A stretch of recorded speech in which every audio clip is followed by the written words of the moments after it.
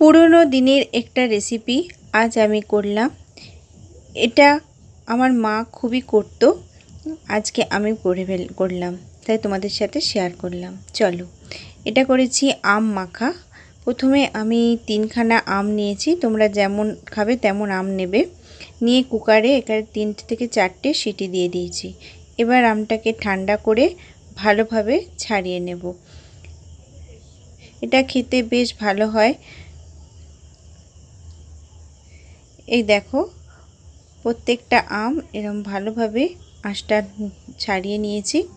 নিয়ে ভালোভাবে মেখে নেব। নিয়ে এর মধ্যে দিয়ে দেব চিনি, পরিমাণ মতো চিনি। যেমন আমটা টক হবে সেরকম হিসেবে চিনি দেবে।